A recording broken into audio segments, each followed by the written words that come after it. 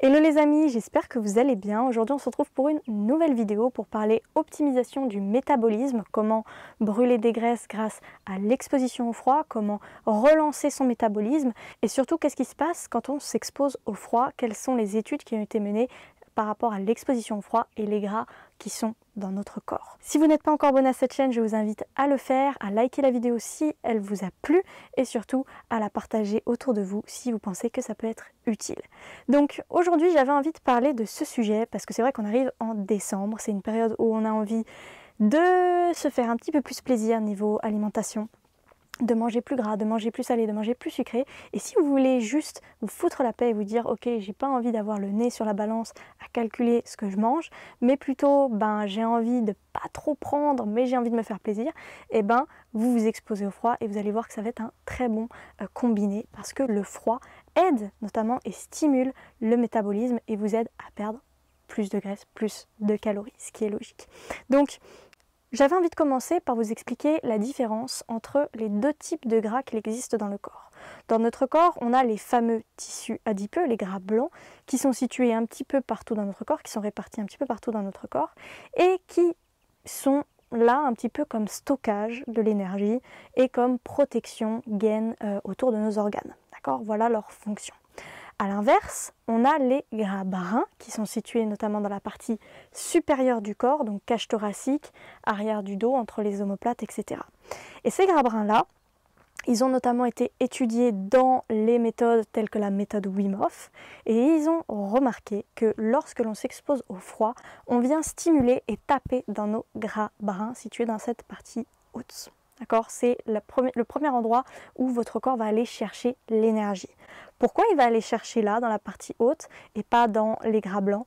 Parce que vos gras bruns, la différence entre les gras bruns et les gras blancs, c'est que vos gras bruns se transforment directement en énergie et en chaleur utilisable par le corps. En fait, le gras blanc, à l'inverse, il va devoir passer par tout un tas de processus de décomposition et de mécanismes pour enfin pouvoir être utilisé par le corps. Mais vu que le corps a envie de se réchauffer rapidement, eh bien, il va utiliser davantage les gras bruns. Ce qui est important de savoir, c'est que quand on est avec un capital de gras bruns assez élevé. C'est pour ça d'ailleurs que vous pouvez voir quand les enfants jouent en hiver dehors, ils n'ont jamais froid. Ils sont en t-shirt, ils peuvent même prendre des bains de glace, ils ne sentent pas le froid. Et puis, au fur et à mesure de notre vie, on va perdre en capital de gras bruns, tout simplement dû à notre confort moderne, je ne vais pas vous l'apprendre, dû à la clim, au chauffage, dû à ce que notre corps ne s'adapte plus, du coup on devient faible, du moins on s'affaiblit, on atrophie nos capacités d'adaptation et de thermorégulation de notre corps. Donc on doit un petit peu rééduquer notre corps, se réadapter au fur et à mesure à son rythme et notamment en s'exposant au froid. Et bonne nouvelle, on peut réaugmenter ce taux de gras bruns et peut-être faire basculer la balance, d'avoir un petit peu moins de gras blancs qui sont finalement un petit peu plus dérangeants au niveau esthétique, mais aussi au niveau de la santé, parce qu'en surplus, le gras blanc parfois peut causer quelques problèmes de santé. Et à l'inverse, les gras bruns seront très très intéressants pour votre santé, pour s'adapter plus facilement au froid, au chaud, etc., etc. Donc ces gras bruns, vous allez pouvoir en produire davantage au fur et à mesure que vous allez vous exposer au froid. Et c'est pour ça d'ailleurs que souvent les personnes, plus elles s'exposent au froid, plus elles remarquent que mais en fait, j'arrive beaucoup mieux à résister au froid. Pourquoi ? Parce que j'ai plus de gras bruns disponibles ici qui peuvent se transformer en chaleur et ça devient une vraie chaudière à l'intérieur de vous. Ce qui fait que voilà, vous avez énormément d'énergie disponible. D'accord ? Ça fatigue beaucoup moins le corps aussi parce que ça se transforme directement en chaleur et en source d'énergie. Donc comment on fait ça concrètement ? Là on rentre dans une période où ça commence à se rafraîchir un petit peu. Vous voyez là il doit faire 7 degrés. Je suis dehors en t-shirt depuis 15-20 minutes.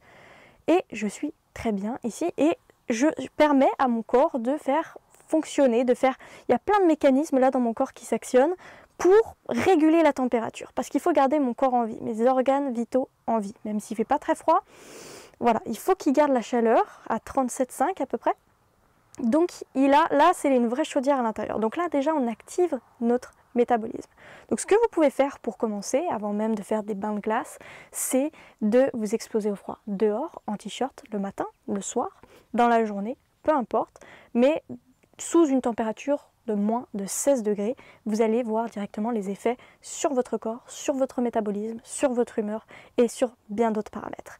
Donc déjà, faites ça, hein, sous une température de moins de 16 degrés, c'est là où vous avez tous les bienfaits du froid. Vous pouvez également essayer la douche froide. Je me challenge un petit peu. Après ma douche chaude, je fais ma douche froide. Vous pouvez aussi faire juste vos extrémités, hein, dans le froid pour irriguer vos extrémités et aussi avoir cette sensation de froid, votre corps va le sentir. Donc voilà, vous pouvez vous exposer au froid de différentes manières. Essayez peut-être la cryothérapie si ça vous tente plus que les bains froids aussi. Et puis surtout, voilà, d'y aller étape par étape, mais vous allez voir nettement les effets sur votre corps. Je ne vous dis pas que ça va être spectaculaire, je dis juste que ça va relancer votre métabolisme, ça va vous permettre de brûler un petit peu plus de calories, vu que votre corps, là, il est sous un stress, donc il va devoir être actif à l'intérieur, là où si vous êtes au chaud à l'intérieur, forcément, bah, voilà, il n'y a rien à faire. Donc, ça permet de réguler un petit peu l'excès peut-être de graisse en trop lors des fêtes. Voilà, moi je vous dis ça, je vous glisse le petit secret ici, ça ne remplacera pas le sport, ça ne remplacera pas une bonne hygiène de vie, une bonne alimentation, je ne dis pas le contraire, mais ça peut vous aider, voilà, à faire basculer un petit peu la balance. Et je voulais ajouter un point également, c'est que utiliser le chaud et le froid, combiner le chaud et le froid, ça va être d'autant plus intéressant pour les personnes qui ont vraiment envie de perdre du poids, ça a été étudié, si vous voulez je vous ferai une vidéo là-dessus spécialement, mais le chaud, froid, chaud, froid, chaud, froid, ça permet aux personnes de perdre plus de poids, plus de graisse, de transformer aussi nos graisses blanches en graisses brunes et d'éliminer un petit peu les toxines, le surplus, tout ce qui est en trop. Et puis vous allez voir qu'au fur et à mesure, vous allez devenir de plus en plus résistant, de plus en plus adaptatif et de plus en plus heureux. Voilà la fin de cette vidéo, j'espère qu'elle vous a plu. En tout cas, n'hésitez pas à cliquer sur le lien juste en barre de description pour voir tous mes stages de la méthode Wim Hof à venir. Je vous fais plein de gros bisous et je vous dis à très bientôt sur Union Body and Mind.